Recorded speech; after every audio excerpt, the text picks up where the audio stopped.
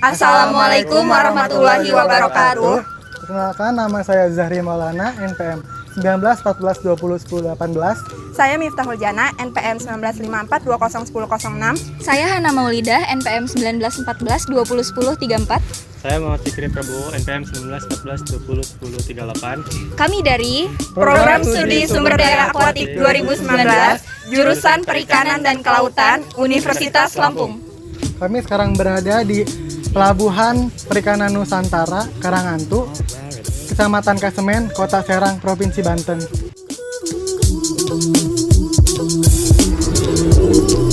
Be happy. Don't worry, be happy. In every life we have some trouble, but when you worry you make it double. Don't worry.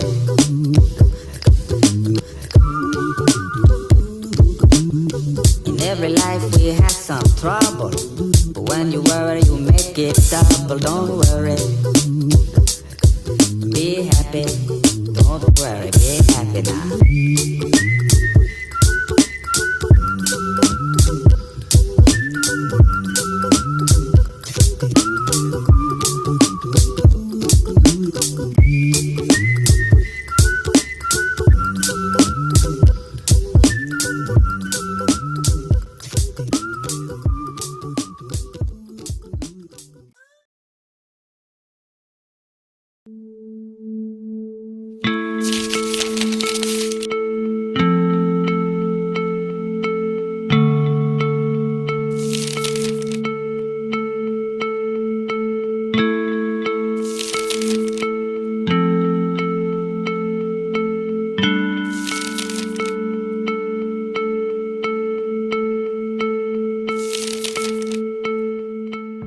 Pelabuhan Karangantu merupakan pelabuhan terbesar kedua setelah Pelabuhan Sunda Kelapa. Pada abad ke-16, pelabuhan ini menjadi tempat persinggahan para pedagang sebelum melanjutkan perjalanannya ke benua Australia. Selain itu, pelabuhan ini menjadi tempat berlabuhnya Belanda di Pulau Jawa pada tahun 1596. Menurut mitos yang beredar di masyarakat, nama Karangantu sendiri lahir karena saat itu ada seorang bangsawan Belanda yang membawa guci berisikan hantu. Saat suatu hari guci itu pecah dan hantu yang ada di dalamnya keluar. Mulai saat itulah pelabuhan yang telah berganti menjadi kampung nelayan ini diberi nama Pelabuhan Karangantu. Karangantu, sebuah pelabuhan yang terletak di kota Serang. Dengan aktivitas yang ramai, pelabuhan yang pernah menghantarkan Banten menjadi kerajaan maritim yang tersohor ini menyimpan berjuta kenangan pada masa kejayaan Banten. Banten pada masa lalu menjadi sebuah daerah yang sangat ramai. Kejatuhan Malaka atas Portugis pada tahun 1511 membuat para pedagang yang berasal dari Arab, Persia, dan Gujarat mengalihkan jalur perdagangannya ke Selat Sunda untuk sekedar singgah di Karangantu. Berkahnya, pelabuhan Karangantu menjadi pusat perdagangan internasional yang banyak disinggahi oleh para pedagang dari benua Asia, Afrika, bahkan Eropa. Seorang Cornelis de Houtman menyebut pelabuhan Karangantu sama besar dengan Amsterdam. Vincent Leblanc, pelayar asal Perancis, pertama kali tiba di Banten dengan menyebutkan bahwa Karangantu sebagai pusat perdagangan internasional yang banyak disinggahi oleh para pedagang, baik dari benua Asia, Afrika, ataupun Eropa. Tentu saja, dapat dibayangkan betapa besar dan ramainya Bandar Karangantu saat itu.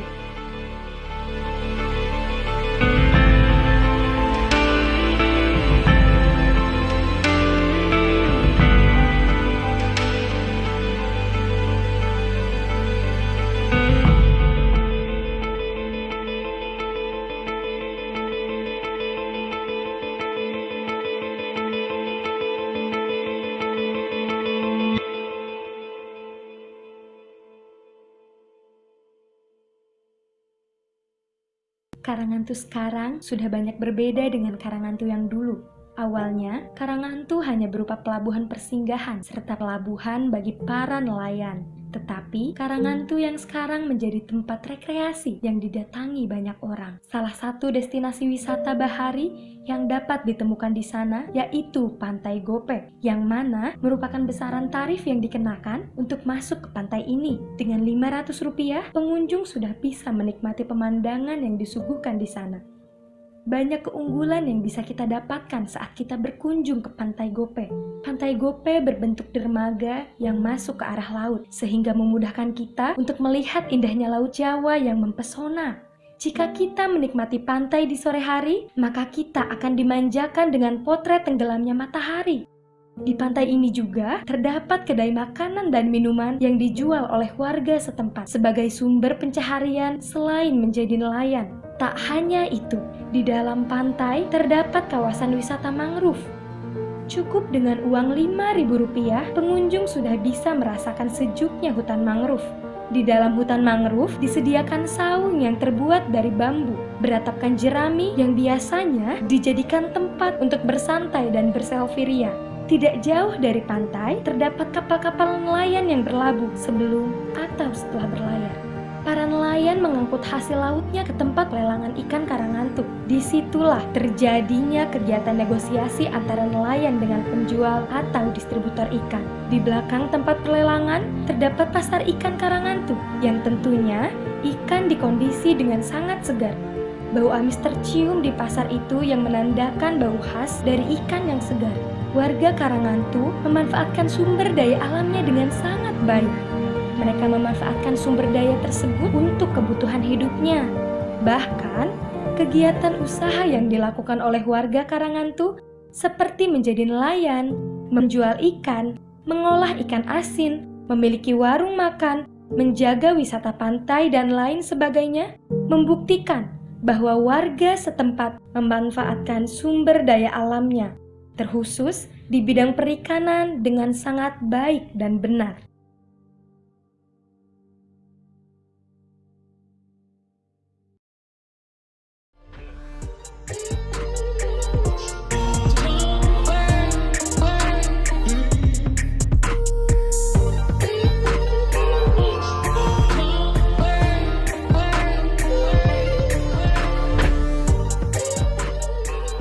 Saat ini saya bersama salah satu narasumber. Selamat pagi Pak. Pagi. Perkenalkan, nama saya Hana Maulida dari Universitas Lampung. Boleh tahu Pak namanya siapa? Nama saya Andi. Pak Andi, dengan Pak Andi, baik Pak. Di sini saya bertanya-tanya sedikit Pak mengenai kawasan wisata mangrove. Kira-kira sejak kapan Pak kawasan wisata mangrove ini dibuka untuk umum? Kita mulai bukanya itu dari tahun 2000. 2000. Berarti sudah berjalan kurang lebih 20 tahun. Kan 2019 ya? 2020 sekarang. Kita baru berjalan 2 tahun sih sebetulnya. Mangrove ya mulai berjalan dibukanya. Baru 2 tahun. Kalau berarti Pak untuk dibuka untuk umumnya sendiri baru berjalan 2 tahun berarti? Baru 2 tahun. Jalan ya. Iya. Bukan ini, baru 2 tahun jalan. Nah Pak, untuk pengelolaan tempatnya sendiri itu dikelola oleh masyarakat sekitar sini kah atau ada pemerintah begitu Pak? Kalau untuk wisatanya, jembatannya kita kelola oleh perorangan, oleh Dr. Andes Subes, sarjana hukum yang punya di sini Pak Jaksa ya, jaksa yang mengelola, seorang jaksa mengelola. Berarti ini lebih kepada pribadi apa yang pengelolanya ya Pak ya? Bukan dari kalau pihak. mau dibilang buat pribadi enggak juga sih, sebenarnya kita juga ada sedikit banyak yang masuk untuk ke masyarakat sini.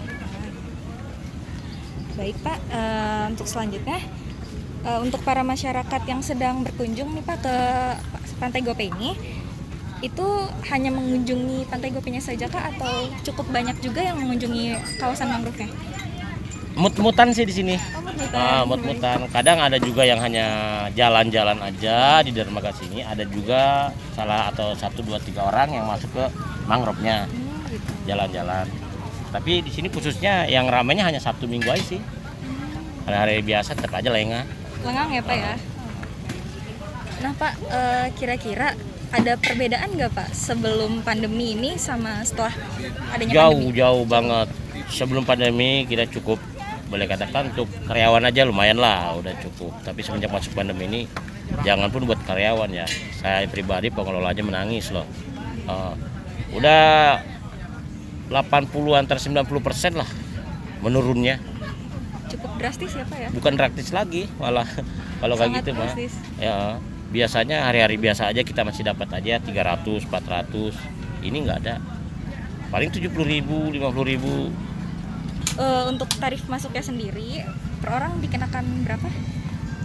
Kalau untuk ke mangrove hanya 5.000 per orang, anak-anak gratis. Berarti hanya untuk Dewasa aja. Dewasa saja ya Pak ya. Dari dana tiket masuk ini itu dialokasikankah untuk pengembangan tempatnya atau bagaimana Pak? Nah, rencana kita untuk pengembangan lokasi sendiri, alatnya kita sudah beli, kita ingin renovasi jembatan di dalam. Tapi sebelum renovasi kita ingin menanam dulu. Udah sih kemarin waktu tanggal 17 Agustus kita serempak menanam di sini sekitar 2.000 pohon, tapi tidak ada yang hidup satupun karena masih pengaruh limbah kemarin di Kerawang itu loh. Oh iya. Jadi gagal ya Pak ya kemarin? Gagal total. Yang 2.000 pohon itu paling yang tumbuh sekitar 25 pohon lah di situ. Karena masih ada pengaruh limbahnya itu. Jadi untuk saat ini bukan kita berdiam diri ya. Itu kan kelihatannya udah gersang, mati. Karena itu mati bukan akibat tangan kita atau tangan-tangan pengunjung. Itu akibat limbah kemarin yang di Kerawang itu. Jadi untuk saat ini biarkan beliau beradaptasi dulu. Dalam arti ini lumpur-lumpur dengan airnya beradaptasi. Setelah itu kita tanam kembali. Oh iya baik. Karena bukan kita nggak mencoba, udah mencoba waktu tanggal 17 Agustus kemarin sekitar 2.000 pohon kita tanam, tapi hanya beberapa pohon aja yang tumbuh. Yang lainnya mati karena masih pengaruh itu loh limbah itu. Gitu ya Pak, jadi tercemar ya Pak ya? Tercemar. Bahkan dampaknya ke nelayan juga besar sekali. Oh iya Pak. Iya.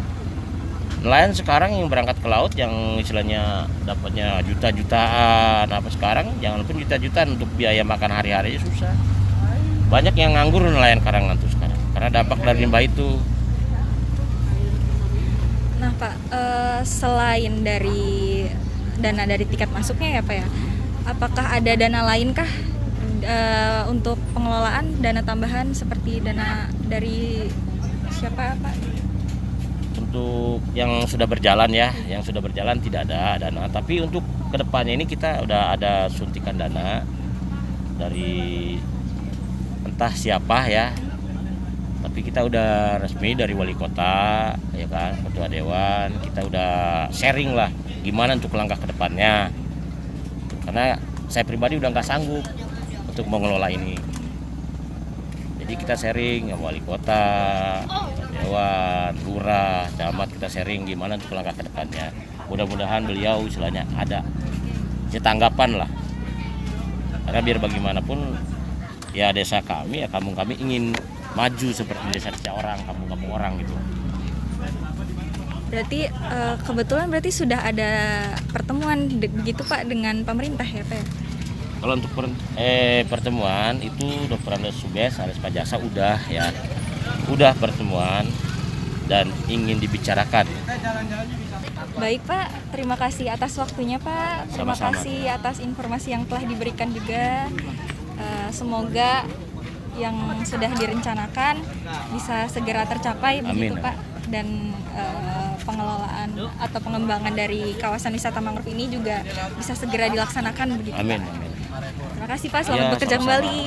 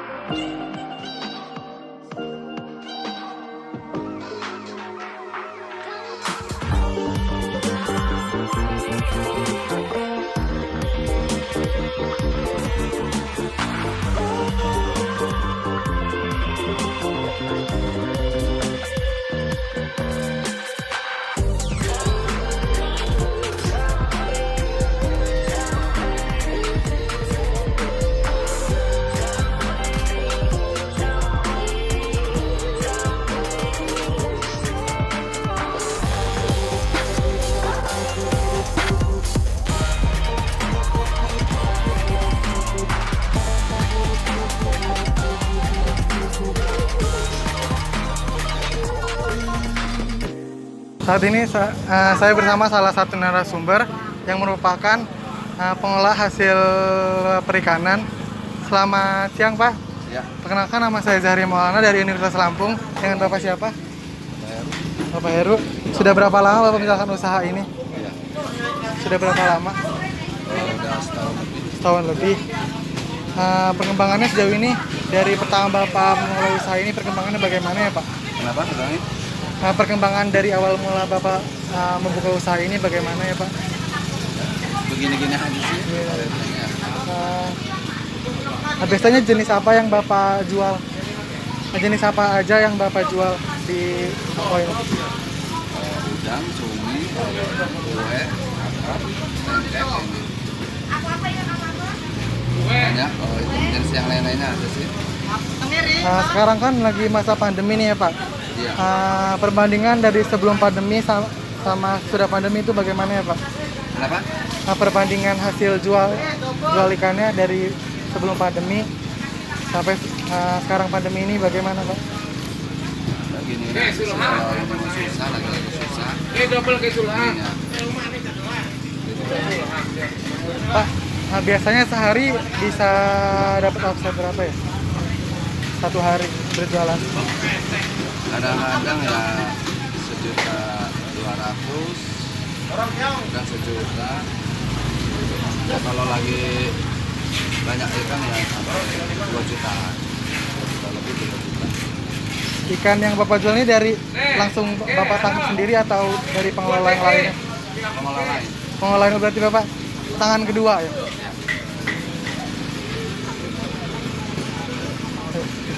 Kalau Pak, kalau misalkan ikan yang nggak laku hari ini bagaimana Pak? Kenapa? Kalau misalkan Bapak jual hari ini terus ikannya nggak laku, Ya paling ya di buat pengasinan. pengasinan. Ya. Ininya gitu. Oh gitu. Dapat 2 hari ya 3 hari ya kalau udah hari itu dibuang. Dibuang. Udah layak nggak dibakar.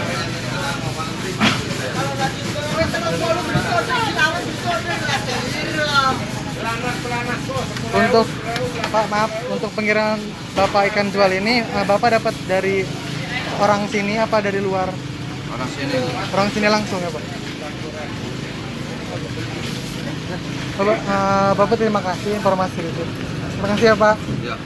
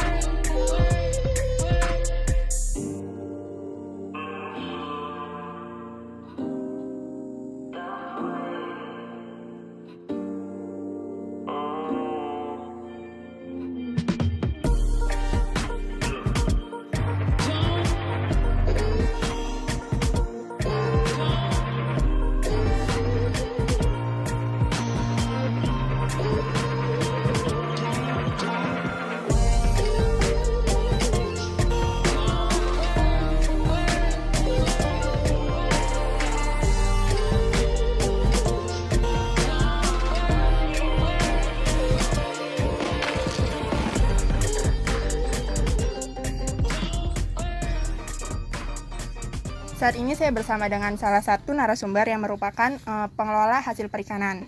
Selamat siang Ibu, Bapak. Perkenalkan, saya Miftahul Jana dari Universitas Lampung. Di sini saya akan sedikit bertanya-tanya tentang usaha yang Bapak dan Ibu jalankan. Boleh tahu dengan Bapak siapa dan dengan Ibu siapa? Bapak Arifudin, Marisa. Langsung saja ya Bu. Sudah berapa lama Ibu dan Bapak menjalankan usaha di bidang ini? Ada 25 tahun. 25 tahun, cukup lama. Untuk perkembangannya sejauh ini selama pandemi apakah ada dampaknya? Ada. Pembelinya kurang ke sini. Kayaknya mau itunya dikirim, biasanya pembelinya yang ke sini. Oh, Iya. Biasanya naik kereta yang belinya, ini Iya. sekarang jarang yang ke sini. Pembelinya kurang, ikannya kurang Semenjak juga. kereta habis di lockdown. Nggak ada pembeli. Jadi kalau nggak dikirim tuh ikan ini numpuk kalau untuk ikannya sendiri dari mana di pelelangan. Pelelangan. pelelangannya? Terus di iniin sendiri ya sama Bapak Ibu? Jualan sendiri. Cara mengolahnya gimana tuh Pak? Ya, pakai Digaramin. garam aja. Jadi apa langsung digaramin gitu aja ikannya? Iya. Iya, dicuci dulu. Udah dicuci baru saya garamin. Kalau ikannya kecil kadang 15 menit angkat, kalau ikan gede kadang setengah jam. Untuk pengeringannya sendiri berapa lama Pak? Kalau kecil sehari, kalau yang agak gede 2 hari. Untuk jenis ikannya apa aja yang biasa Teri, digunakan? timbang, bere, yapu. Yang ada aja gitu. Ini ikan kecil-kecil doang sih. Tapi yang biasanya yang sering dibeli itu yang mana Bu? Teri. Teri sama Teri. pirik. Teri, pirik. Iya iya. Kan sebelumnya kata Ibu ya apa sih hasilnya itu diambil dari orang lain, ada konsumen yang datang. Iya. Itu mereka didistribusikan lagi atau gimana? Jadi either dong di kampung-kampung. Iya. Terus untuk apa namanya harganya berapa Bu per kilo Bu? Tergantung ikannya. Tergantung belinya, kalau belinya saya belinya mahal ada. ya mahal juga penjualnya. Oh gitu. Iya. Iya.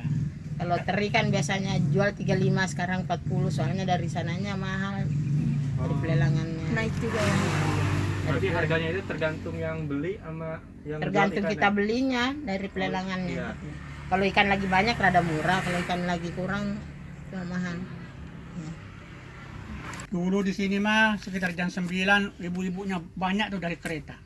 Dulu, Yang dulu dari- pandemi Iya, yang dari Rangkas, dari Cikosai. Rangkas, dari Cikasa. Sekarang satu pun nggak ada nih. Makanya ikan dikirim. Makanya ikan tuh kalau nggak dikirim mah merah tuh. Paling nelpon tuh, yang biasa ngambil kirim aja ke tukang ojek. Nah, kalau nggak mau. Oh berarti Dikumpul-kumpulin. Kalau udah banyak baru dikirim. Kadang merah udah. Kalau kelamaan. Kalau sedikit mau dikirim tanggung pakai ongkos. Iya.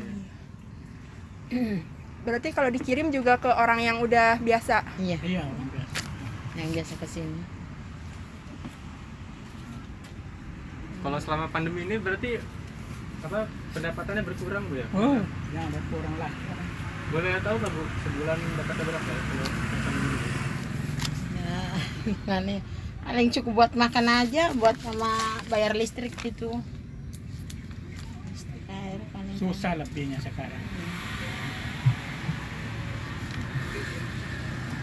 Ibu sendiri asal dari sini?